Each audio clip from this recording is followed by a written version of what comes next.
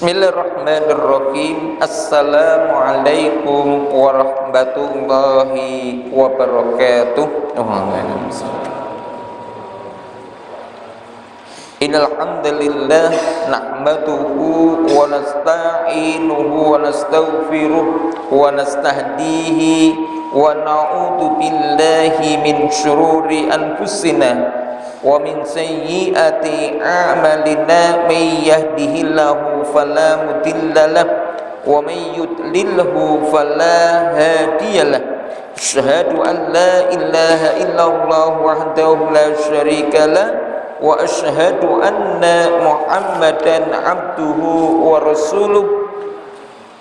Qala Allah Ta'ala fi kitabihi a'udzu billahi minasy syaithanir rajim. Bismillahirrahmanirrahim. Ya ayyuhalladzina amanu taqullaha haqqa tuqatih wa la tamutunna illa wa antum muslimun. Wa qala Allah Ta'ala fi ayatil ukhra wa qada rabbuka alla ta'budu illa iyyahu wa bil walidaini ihsana imma yablughanna 'indakal kibara ahaduhuma aw kilahuma fala taqul lahumā uff. Allahumma arhamna bil Qur'an.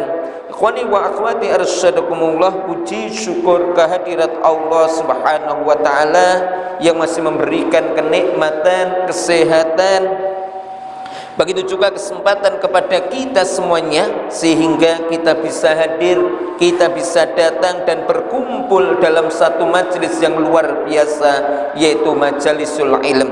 Semoga apa yang kita hadirin, apa yang kita datangi betul-betul mampu menghadirkan kita, mampu menjadikan kita orang-orang yang bertakwa. Salawat serta salam marilah kita haturkan kepada junjungan kita Nabi Agung Muhammad sallallahu alaihi wasallam yang kita senantiasa uri-uri sunnahnya, begitu juga yang kita tunggu-tunggu syafaat nanti di hari kiamat. Ikhwani wa akhwati arsyadakumullah, kemudian melalui majelis taklim ini kami mengajak mari kita jadikan majelis yang kita hadirin, majelis yang kita datangin sebagai satu sarana untuk meningkatkan ketakwaan kita kepada Allah. Atau dengan kata lain, bagaimana kita pada hari-hari ke depan, hari-hari yang akan kita lewati, betul-betul senantiasa di atas puncak ketakwaan dan ketakwaan.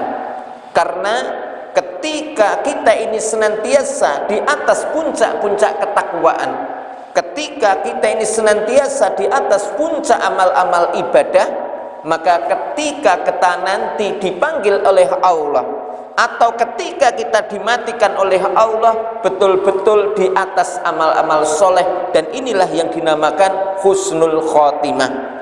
Makanya ikhwani fidin arsadakumullah, ikhwani wa akhwati arsadakumullah, maka kajian kita pada kesempatan malam hari ini kita akan mengkaji kaitannya tentang amalan-amalan yang terbaik yang bisa kita lakukan di bulan yang mulia ini dan di waktu ketika kita ini menunggu datangnya ajal.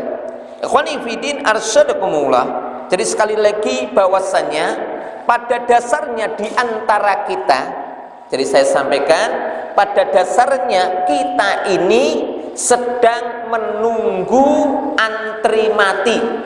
Saya ulangi ya. Jadi pada dasarnya kita ini sedang menunggu antri mati. Hanya persoalannya kita tidak tahu kapan itu mati itu datang, tetapi yang pasti kita yakin bahwa kematian itu pasti akan mendatangin kita. Maka karena kita tidak tahu kapan mati itu datang, maka Allah Subhanahu wa ta'ala perintahkan kepada kita setiap saat untuk senantiasa iman dan takwa kita maksimal, sebagaimana yang Allah Subhanahu wa ta'ala firmankan, ya ayyuhalladzina amanu taqullaha haqqa tuqatihi wa la tamutunna illa wa antum muslimun, yang artinya orang-orang yang beriman, bertakwalah kamu sekalian kepada Allah dengan sebenar-benar takwa. Wala tamutunna illa wa antum muslimun. Dan Allah memberikan pesan kepada kita, jangan sekali-kali kamu mati, jangan sekali-kali nyawa kamu dicabut oleh Allah kecuali telah sempurna keimanan dan keislaman kamu. Makanya ma'asyiral muslimin rahimakumullah, ini pesan Allah kepada kita semuanya. Maka agar kita ini senantiasa iman dan Islam kita ini maksimal, maka Allah subhanahu wa ta'ala tuntut bagi kita semuanya untuk menjadi seorang hamba yang cerdas. Jadi saya ulangi sekali lagi, Allah subhanahu wa ta'ala senantiasa menuntut kita menjadi hamba yang cerdas. Artinya jangan sampai karena fisik kita ini turun, jangan sampai karena tenaga kita ini berkurang, jangan sampai ketika tenaga kita ini sudah mulai loyo. Karena kita ingatkan sekali lagi, orang itu kalau semakin tua itu mesti dia itu akan semakin berkurang fisiknya. Kalau di dalam nasihatnya orang Jawa, setidaknya orang itu mendekati kematian itu kalau pada dirinya sudah ada 4B. Ya, jadi kalau orang itu mendekati kematian itu setidaknya pada dirinya sudah ada 4B. Yang pertama adalah sudah mulai ada tanda-tanda wong Jawa jarene budek. Jadi kalau orang itu mulai sudah rungu, itu berarti orang itu sudah nyedai mati. Kemudian yang kedua ada orang itu sudah mulai beseren. Jadi kalau orang itu kok mau pipas pipis berarti nyedai mati. Ya, ini hati-hati loh ya. Yang ketiga, kalau orang itu sudah mulai bungkuk, hati-hati. Jadi kalau kita ini sudah mulai bungkuk, ya, ketika kita ini habis duduk aja kita ini perlu nyari, ya, perlu golek gujengan, ini berarti sudah mendekati mati. Ya, jadi itu seperti itu. Ya, kemudian yang keempat adalah mulai blawur. Ya, jadi kalau kita ini mulai blawur, berarti kita ini wis nyedai mati. Jadi ini ya tanda-tanda orang itu mendekati kematian. Tapi bukan berarti karena ya tanda-tanda mendekati mati kemudian mengurangi semangat kita dalam beribadah. Jangan sampai ketika tanda-tanda ini sudah ada pada diri kita, kemudian kualitas amal ibadah kita menurun, tapi Allah subhanahu wa ta'ala tuntut justru bagaimana ketika fisik kita ini sudah mulai menurun, tanda-tanda ini sudah ada pada diri kita, tetapi bagaimana kualitas amal kita senantiasa bernilai lebih. Maka kita perlu senantiasa melakukan satu amalan-amalan yang terbaik dan dicintai oleh Allah, sebagaimana apa yang dilakukan oleh Ibnu Mas'ud, salah seorang sahabat yang begitu semangatnya melakukan kebaikan, maka dia bertanya kepada Rasulullah Sallallahu Alaihi Wasallam. Disebutkan dalam satu hadis yang diriwayatkan oleh Imam Bukhari, beliau bertanya, sa'altu Nabi sallallahu alaihi wasallam ayyul amali ahabbu ilallahi azza wa jalla. Qala as-salatu ala waqtiha. Qultu thumma ayyun? Qala thumma birrul walidaini. Thumma ayyun? Qala al-jihadu fi sabilillah.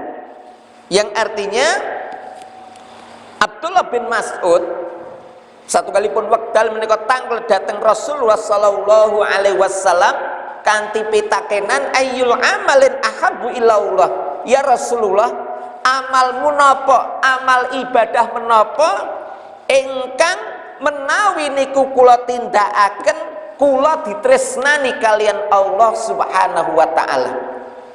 Jadi niki Karena apa? Kalau satu amalan iku ditresnani kalian Allah, mesti kemawon pahalane kata. Saya sampaikan deh, kalau satu amal itu dicintai oleh Allah, mesti pahalanya banyak. Maka Ibnu Mas'ud bertanya tentang amalan-amalan ibadah apa saja yang bisa aku lakukan, yang dengan itu saya dicintai oleh Allah dan saya mendapatkan pahala banyak. Maka Rasulullah Shallallahu Alaihi Wasallam menjawab, qala as-salatu ala waktiha, yaitu ya dinyatakan di sini adalah as-salatu ala waktiha, salatlah kamu pada waktunya, atau dalam satu riwayat as-salatu li awwali waktiha, laksanakanlah salat di awal waktunya.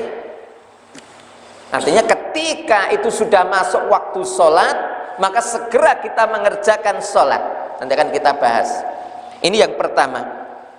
Kemudian ketika diberi jawaban satu, Ibnu Mas'ud belum merasa puas. Kemudian bertanya, qultu summa ayun. Kemudian apa lagi ya Rasulullah? Okay. Kemudian Rasulullah Shallallahu Alaihi Wasallam bersabda, summa birrul walidain. Yang kedua, amalan yang dicintai oleh Allah dan berpahala besar, yaitu birrul walidain, berbuat baiklah kepada kedua orang tuamu. Ini jawaban Rasulullah. Ketika Ibnu Mas'ud mendapatkan jawaban itu, beliau belum puas lagi dan bertanya lagi, qultu summa ayun, kemudian apa lagi ya Rasulullah? Qala summa al jihadu fisabilillah. Yang ketiga adalah berjihad di jalan Allah. Ya, kemudian dinyatakan di sini qala fahadatsani bihina walau istajathu lazadani. Ya, di situ dikatakan sekiranya aku minta tambahan kepadanya, maka niscaya beliau akan menambahnya untukku. Jadi Ibnu mengatakan sekiranya kami mau bertanya lagi, mesti nanti akan ditambah oleh Rasulullah Shallallahu Alaihi Wasallam. Ikhwani fillah arsadakumullah, berkaitan dengan hadis ini disebutkan di dalam kitab namanya Taisirul Alam, sarah daripada kitab Umdatul Ahkam, Syekh Al-Maqdisi mengingatkan kepada kita, menjelaskan tentang maksud hadis ini. Di dalam hadis ini Ibnu Mas'ud, salah seorang sahabat, itu bertanya kepada Rasulullah kaitannya tentang amalan-amalan dohir, amalan-amalan badan yang bila dilakukan maka akan meraih kecintaan Allah Subhanahu wa Ta'ala dan akan mendapatkan pahala yang banyak. Ini kata Imam Al-Maqdisi. Ini yang pertama. Kemudian yang kedua, hadis ini menunjukkan kepada kita tentang semangatnya para sahabat untuk melakukan kebaikan-kebaikan. Ya, jadi para sahabat itu betul-betul memanfaatkan kesempatan hidup itu untuk memperbanyak kebaikan-kebaikan. Sebagaimana kemarin ya kita sampaikan doa yang diriwayatkan oleh Imam Muslim, kita senantiasa berharap. Dinyatakan di sana ya jadikanlah hidupku ini ya Allah sebagai satu sarana kami untuk memperbanyak kebaikan-kebaikan. Inilah doa yang senantiasa kita panjatkan kepada Allah Subhanahu wa Ta'ala. Maka di dalam hadis ini sekali lagi Ibnu Mas'ud ya mengingatkan kepada kita tentang semangatnya beliau untuk melakukan kebaikan. Kemudian di sini Rasulullah Shallallahu Alaihi Wasallam menjelaskan kepada kita amalan-amalan yang barang siapa mengerjakan amalan itu, maka dia akan meraih kecintaan Allah Subhanahu wa Ta'ala dan akan mendapatkan pahala yang besar. Lah amalan-amalan dohir, amalan-amalan badan yang bila kita lakukan akan mendapatkan kecintaan oleh Allah atau dicintai oleh Allah dan akan mendapatkan pahala besar itu apa saja? Yang pertama adalah as-sholatu ala waktiha, sholat tepat tepat pada waktunya. Nah, nanti akan kita bahas ya, sholat tepat pada waktunya. Ya, ikhwani fillah arsadakumullah. Lah, kenapa Rasulullah Shallallahu Alaihi Wasallam menjelaskan kepada kita bahwa amalan yang paling dicintai oleh Allah itu adalah ya sholat tepat pada waktunya? Karena kita ingatkan sekali lagi bahwa sholat, kata Imam Al-Hafidh Al-Hukmi, merupakan a'adhamu ma amarallahu alal ibad. Salat merupakan perintah Allah yang terbesar bagi seorang hamba, yaitu salat. Ya, karena salat merupakan wujud bagaimana kita ini tunduk dan patuh kepada Allah Subhanahu wa taala. Maka di sini Rasulullah Shallallahu Alaihi Wasallam mengingatkan kepada kita tentang amalan yang paling afdal. Yang pertama adalah as-salatu ala waktiha, salat tepat pada waktunya. Kemudian ikhwani fillah arsadakumullah, kita ingatkan juga ya, karena pentingnya kita ini salat tepat pada waktunya, sehingga Allah Subhanahu wa taala mengingatkan kepada kita dengan firman-Nya, hafidu ala sholawati was sholatil wusta wa qumu lillahi qanitin. Allah Subhanahu wa taala mengingatkan kepada kita dengan firman-Nya, jagalah salat-salat yang 5 waktu, lebih-lebih salat wusta, salat pertengahan, yaitu salat subuh dan salat asar. Wa qumu lillahi qanitin, dan tegakkanlah salat dengan penuh ketaatan dan ketundukan. Makanya ikhwani fillah arsadakumullah, Allah Subhanahu wa taala telah menjanjikan kepada siapa saja yang bisa menjaga salat dengan baik, maka Allah Subhanahu wa taala janjikan bagi dia dengan jannah. Dengan sabdanya, man hafidha 'alaiha kanat haqqan 'ala Allah ayyadkhulal jannah. Jadi barang siapa yang bisa menjaga salat 5 waktu, kana haqqan, telah menjadi kewajiban Allah untuk memasukkan orang itu ke dalam jannah. Jadi ini menjaga sholat, jadi menjaga waktu-waktunya, menjaga syarat-syaratnya, rukun-rukunnya, dan yang lain-lain. Ya, lebih-lebih apa? Ketika dikumandangkan sholat, supaya kita ini segera datang. Makanya Imam Ali mengingatkan kepada kita bahwa ya, lebih baik telinga seseorang ya diberi lelehan ya timah, atau kalau kita lebih baik telinga seseorang itu ya diberi lelehan timah yang meleleh, ya lebih baik daripada dia itu mendengar adzan lalu dia tidak mendatanginya. Ya, jadi seperti itu. Ini kaitannya dengan ancaman orang yang mendengar adzan lalu dia tidak mendatangi tempat adzan. Tapi sebaliknya, barang siapa yang setiap kali dia mendengar adzan lalu dia segera mampir ke situ, segera dia menghentikan aktivitasnya dan segera mendatangi tempat dikumandangkan adzan, maka dia akan mendapatkan doa dari Rasulullah Shallallahu Alaihi Wasallam sebagaimana doanya Abdullah bin Rawahah. Jadi Rasulullah Shallallahu Alaihi Wasallam itu sangat takjub betul terhadap apa yang dilakukan oleh Abdullah bin Rawahah. Di mana apa? Setiap kali beliau itu mendengar adzan, walaupun dia itu di tengah perjalanan, walaupun dia itu sedang menaiki kendaraan, maka beliau itu langsung ya memutar kendaraannya dan langsung mendatangi tempat dikumandangkan adzan, sampai menyatakan rahimahullah Abdullah bin Rawahah ya idza sami'a nida irtakhau. Jadi semoga Allah Subhanahu wa taala memberikan rahmat kepada Abdullah bin Rawahah, di mana setiap kali dia mendengar adzan maka dia langsung mampir di mana di situ dikumandangkan adzan. Kita juga sama, ikhwani fillah arsadakumullah. Jadi kalau kita itu mendengar adzan, kemudian kita ini langsung mendatangi tempat adzan, maka kita termasuk orang yang akan mendapatkan rahmat Allah Subhanahu wa taala. Ini yang pertama, as-sholatu ala waktiha. Jadi pentingnya kita senantiasa menjaga sholat. Kemudian yang kedua, ya, tentang amalan yang paling afdol, yang kedua adalah birrul walidain. Ketika kita ini bisa melaksanakan sholat, maka amalan yang paling afdol yang kedua yang bisa kita lakukan adalah birrul walidain, berbakti kepada kedua orang tua. Ikhwani fiddin arsadakumullah, Bapak, Ibu dan para hadirin yang dimuliakan oleh Allah. Jadi orang tua adalah termasuk orang yang paling punya jasa besar kepada kita, ya, setelah Allah Subhanahu wa taala.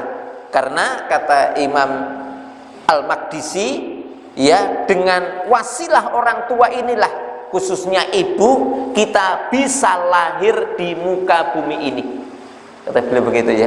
Jadi wasilatul ijadina.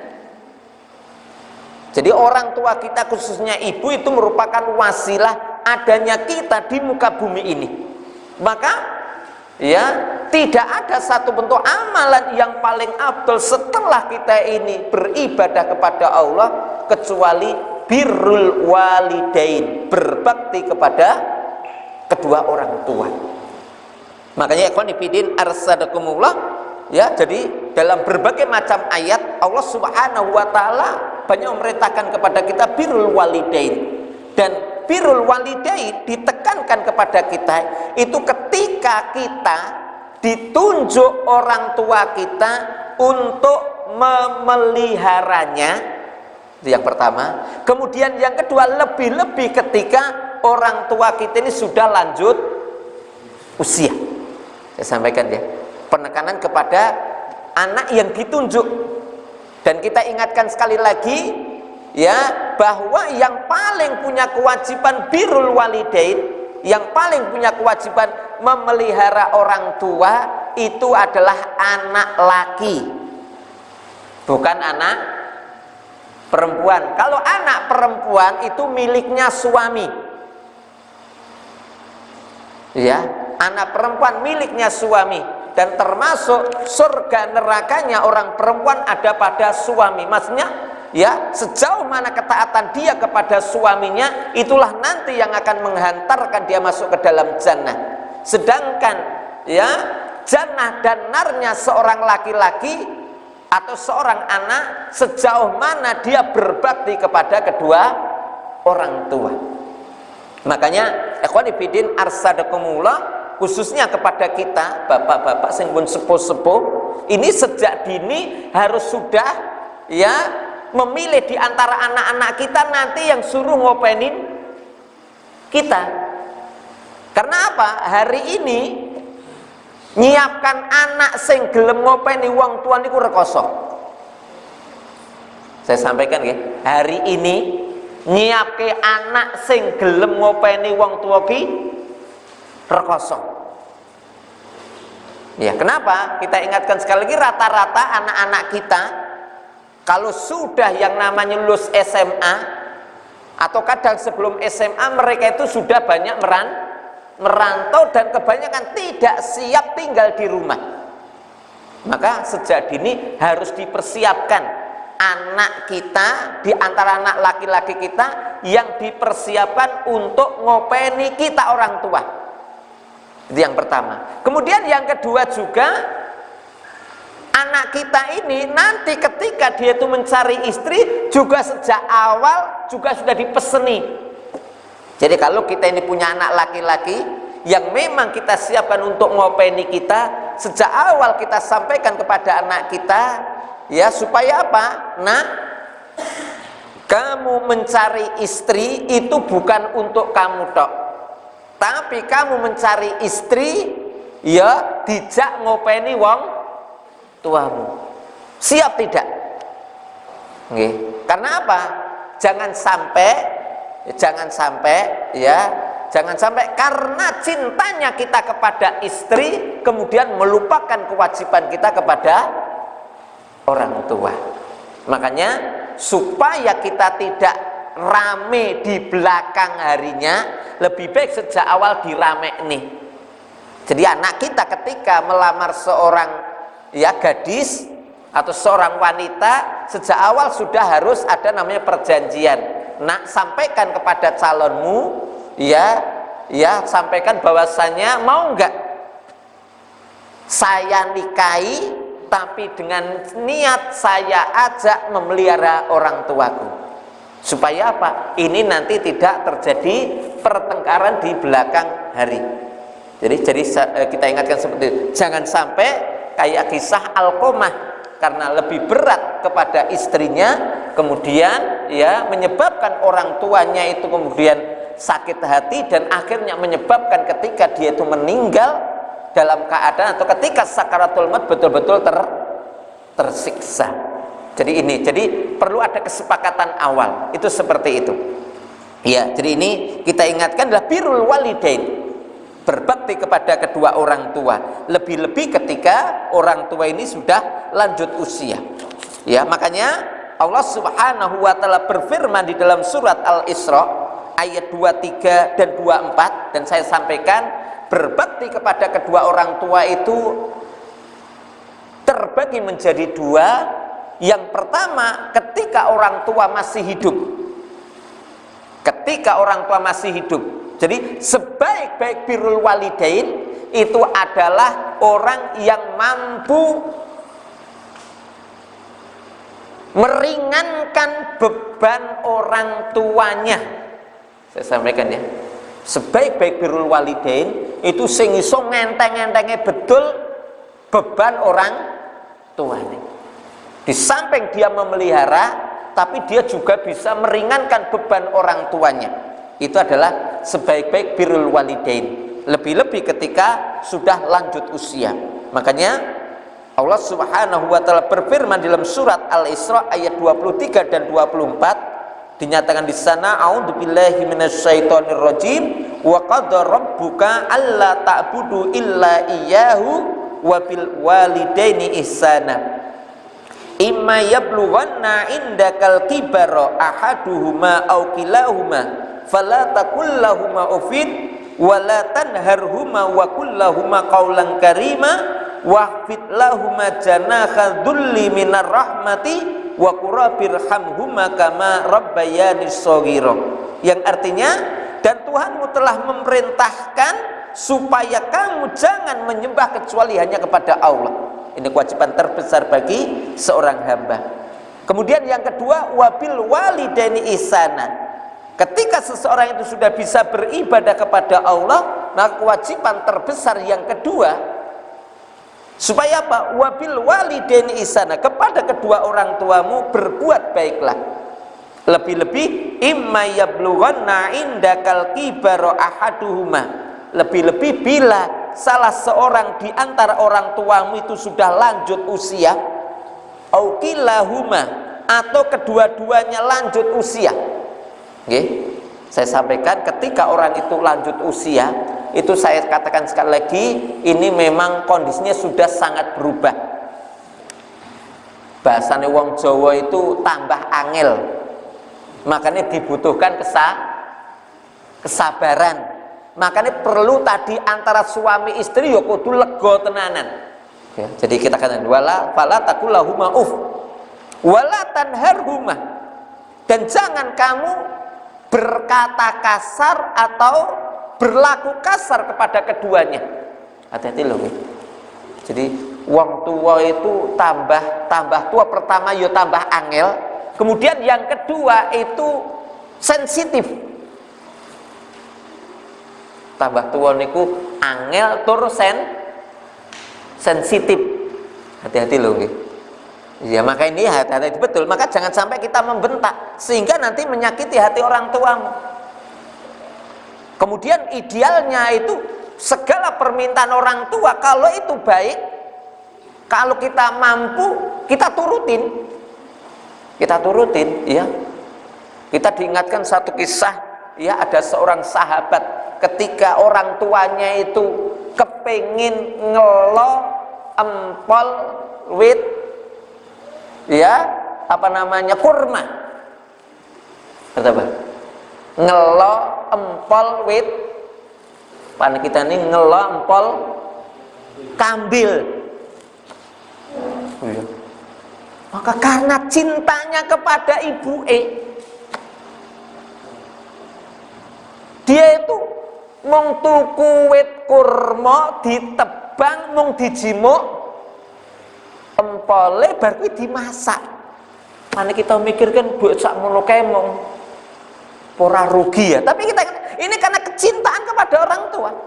Ya, padahal kita ingatkan sekali lagi satu pohon kurma itu bisa mungkin sampai puluhan juta karena kan dia berbuah terus. Ya. Diketok mung diambil empole. Jadi tapi luar biasa para sahabat seperti itu. Ya, jadi kata dia. Jadi ini bagaimana? Makanya jangan ya kalau bisa ya pokoknya kalau bahasane itu ya sudahlah. Walaupun kadang-kadang nggih ra kepanggih gitu loh ya. Karena kadang yo tidak mesti kita ini iso nuruti keinginan orang tua. Ning piye carane nggih itu? Ning ngarepe orang tua nggih karena mburi karo mikir kira-kira piye gitu loh ya. Kenapa? Kita khawatirkan nanti menyakiti hati orang tua. Ini yang pertama nggih, wa kullahuma. Kemudian apa? Wa kullahuma qaulan karimah, dan katakanlah kepada keduanya itu perkataan yang baik. Pokoknya Masya Allah wis apa ya, kalau kita katakan saomong-omongi wong tua ya sudah kita perlakukan dengan baik. Jangan sampai malah wong tua di sengeni diunya-unya mah tuh yang repot-repoti anak ojo. jangan sampai, enggak, jangan sampai ya, jangan sampai. Waqula makal waqfid lahum janaha dzulli minar rahmati, ya kalian di sini, dan rendahkanlah dirimu kepada mereka berdua. Mesti ngalah, ngalah karo wong tua. Kita katakan ya, jadi jenenge apa jenenge wong tua itu salah bener mesti njaluk bener, njaluk menang itu wong tua ya. Makanya ya kita harus piye carane ya. Jadi ini ya, jadi maka dikatakan wahfid lahum janahan minal rahmati wa qur rabbirhamhuma kama rabbayani shaghira. Dan kita katakan lagi ya, kita senantiasa berdoa rabbirhamhuma, ya Allah sayangilah keduanya ya Allah sebagaimana mereka telah menyayangiku, memeliharaku waktu aku kecil. Jadi kita ingatkan ya, maka kata tadi ya, ketika kita ini sudah dipilih orang tua kita untuk memelihara orang tua kita ya, sekali lagi ini kita harus betul-betul bersabar. Maka ini bisa kita lakukan ketika ini antara suami dan istri niku wis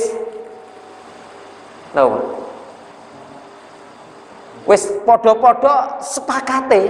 Karena kalau si disepakati orang mesti udur-uduran. Ya.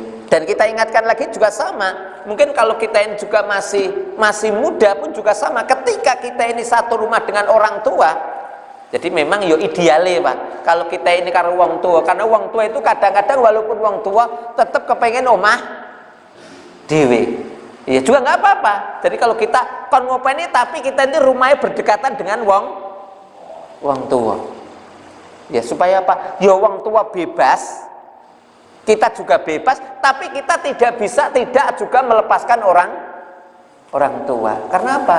Nanti kadang-kadang wong tua yo kepengen masak dewe, anak juga kepengen masak dewe. Tapi kita ingatkan sekali lagi, nanti tantangannya kepada anak itu adalah antara tantangan tarik menarik antara ibu dan istri. Hati-hati ya. Jadi maka tetap apapun bentuknya, ketika kita diberi orang tua kita, enak ra enak ditompo. Di sisi yang lain juga, kalaupun itu juga memberi, maka kita dahulukan orang tua kita, baru nanti makan milik istri. Ya, jadi nggak apa-apa.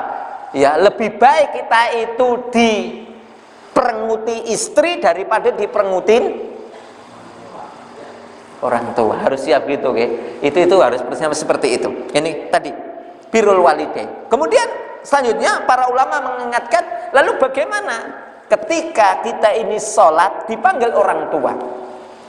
Syekh Al-Maqdisi menjelaskan, kalau itu sholat sunnah, maka lebih baik dibatalkan sholat sunnah, dan lebih baik kita ini mendahulukan panggilan orang tua.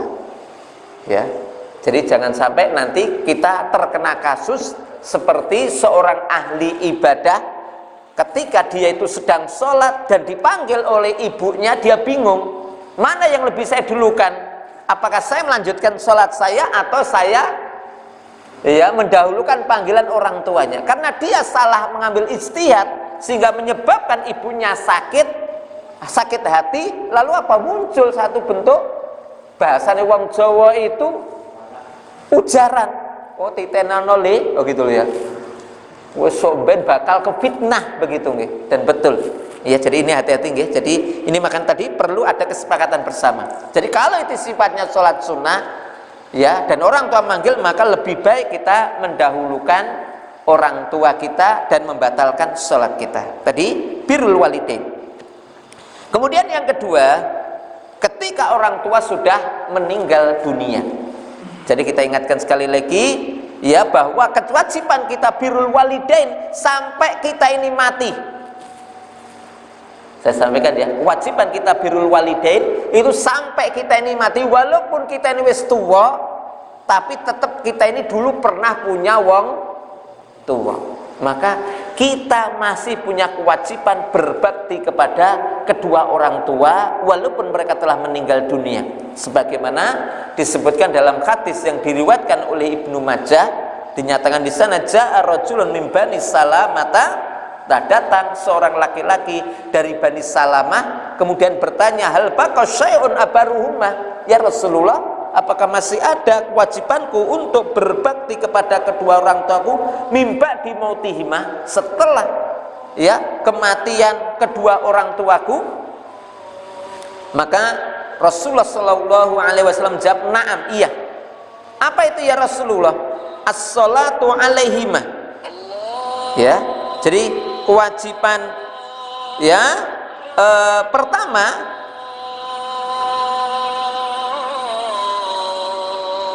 saya sampaikan, jadi ya kewajiban kita setelah orang tua meninggal yang pertama adalah as-salatu alaihima, salatkanlah kedua orang tuamu. Jadi penghormatan terakhir anak kepada orang tua itu adalah ketika orang tuanya adalah menyolatkan keduanya. Ini sekali lagi nggih, jadi jangan sampai karena kesedihan kita ditinggal orang tua kemudian kita nggak sempat nyolat nih. Termasuk juga ketika kita ini takziah, tolong diutamakan nyolat nih. Dudu berhasil loh ya, karena kadang-kadang kesan itu mung naruh beras ora gelem nyolat nih, padahal apa? Ya, sholat jenazahnya kita untuk orang meninggal itu mampu memberikan penerangan kepadanya, memberi penerangan. Mbah dia itu sholat, mbah ora sholat. Kalau Imam Abu Hanifah, mbah sholat ora sholat, selama dia itu mengucapkan dua kalimat syahadat, beliau nyolatkan sil man qala la ilaha illallah. Ya, ini ya, beliau tetap menyolatkan. Ya, selama dia itu Islam, tetap beliau sholatkan. Itu seperti itu. Ya, dan itu mampu meringankan ujian dia nanti di makam, khususnya di kuburan. Ya, sebagaimana kasus ketika ada salah seorang ya tukang nyapu di masjid Rasulullah meninggal, kemudian Rasulullah tidak dikabari, maka paginya Rasulullah Shallallahu Alaihi Wasallam minta kepada para sahabat agar ditunjukkan kuburannya, dan akhirnya para sahabat menunjukkan dan para sahabat mengikuti, dan akhirnya para Rasul mengatakan, sahabat ketahuilah bahwa ya si tukang sapu masjid itu hari ini kuburannya itu gelap, maka dengan kita menyolatkannya itu mampu memberi penerangan kepadanya. As-salatu alaihima, salatkanlah kedua orang tuamu. Kemudian yang kedua, wal istighfaru lahuma, mohonkanlah ampun dosa-dosa orang tua. Tolong Pak ya. Jadi ini kita ingatkan ya, karena kadang-kadang kita ini lupa mendoakan orang tua kita. Padahal Rasulullah Shallallahu Alaihi Wasallam mengingatkan kepada kita, mal mayyitu fil qabri illa kal ghoriqil mughawwasi.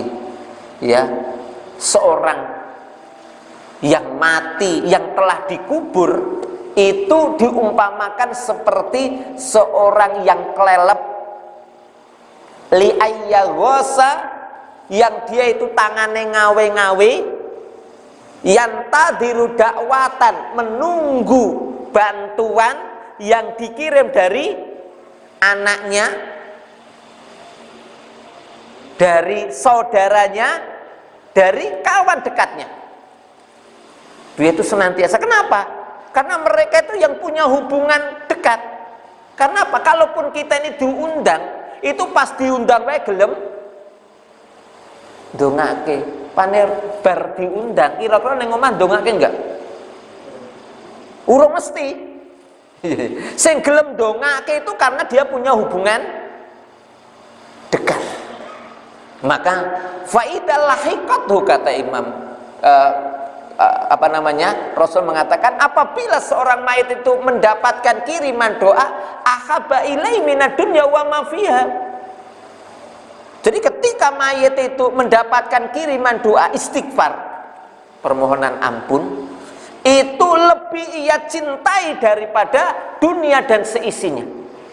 Maka tolong ya, jadi pentingnya kita ini ndongake terus, ojo sampai lali-lali. Barsan ndongake minimal ya sedina ping 5. Tadi kita ingatkan ya. Jadi ini yang perlu kita ingatkan. Kemudian yang ketiga adalah ya tadi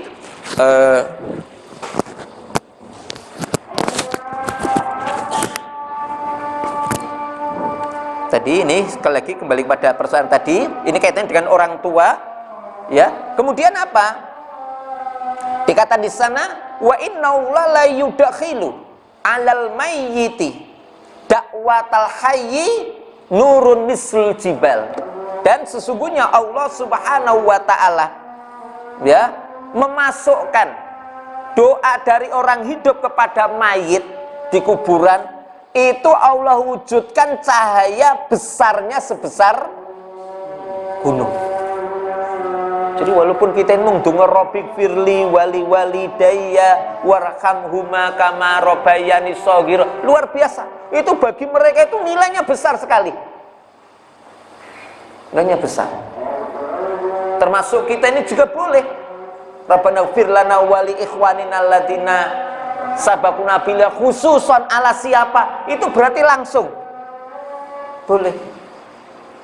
Ya, karena kita ini jarang menyebut secara khusus ya. Padahal dengan itu ya tadi ya, jadi misul jibali. Kemudian yang selanjutnya adalah wa innama ihdaul ahya lil mayyit al istighfarul lahum. Dan sesungguhnya hadiahnya orang hidup kepada orang mati itu adalah al istighfarul lahum, permohonan ampun kita kepada Allah atas orang yang meninggal. Jadi kewajiban kita orang hidup kepada orang mati yang kedua adalah al istighfarul lahum, mohonkanlah ampun kepada orang-orang tuamu. Kemudian yang ketiga wal infadu ahdihima, selesaikanlah urusan orang-orang tuamu. Kalau punya utang piutang, punya urusan supaya menyelesaikan. Yang keempat adalah wasilaturrahmi lati lam tusilu ila bihima. Kemudian sambunglah tali silaturahmi yang itu tidak ada kecuali karena adanya orang tuamu. Jadi jangan sampai, karena kita ini wong Jawa itu perkiwuhan, mampir gone dulur yen ranggawa entel-entel rawani, lah ini masalah salah ya. Jadi jangan sampai karena itu kemudian kita nggak berani silaturahmi. Ya sudah, ketika memang itu kesempatan kita, tidak mesti harus membawa. Karena apa? Allah perintahkan bagaimana kita sambung walaupun orang tua itu tidak ada. Kemudian yang kelima adalah wa ikramu shadiqihima, muliakanlah kawan-kawan karib orang tuamu. Nah ini ikhwan fillah arsadakumullah. Maka ikhwan fillah sering saya sampaikan ya, setidaknya di antara ciri anak yang soleh itu adalah tahu konco kendele wong tua. Nah termasuk ciri anak yang soleh solehah itu ya saura-urane minimal setahun pisan kuwi munjung koncone wong tua.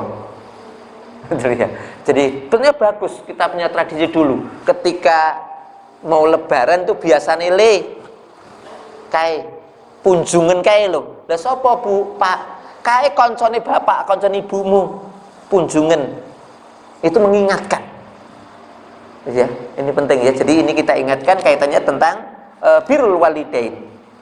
Yang kelima. Kemudian yang terakhir adalah wal jihad fisabilillah. Berjihad di jalan Allah.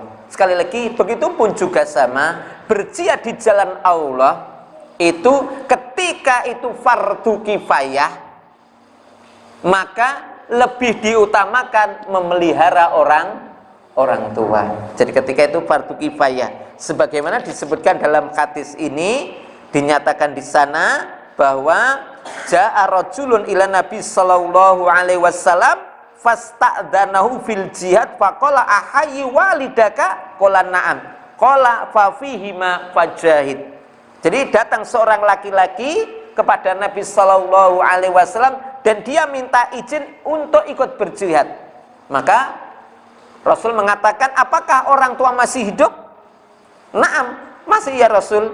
Maka Rasul mengatakan, fa fihima, maka usaha kamu untuk birrul walidain itu bagian daripada berjihad. Ini ketika jihad hukumnya fardu kifayah.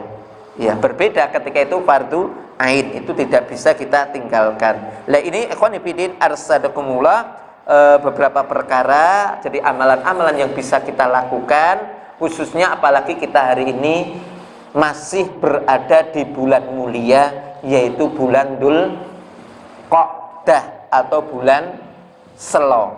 Jadi bulan Selo, bulan Dzul Qa'dah termasuk bulan mulia. Maka mari ya kita manfaatkan betul momen adanya bulan Dzul Qa'dah ini untuk memperbanyak amal-amal kebaikan, untuk bisa meraih daripada cintanya Allah kepada kita semuanya. Nah ini ikhwan fillah arsadakumullah, ini yang kita sampaikan pada kesempatan sore malam hari ini, dan nanti insya Allah yang akan datang kita akan banyak membahas kaitannya dengan as-sholatu ala waktiha. Sholat tepat pada waktunya itu bagaimana toh? Apakah pas adzan langsung sholat ataukah yang lainnya?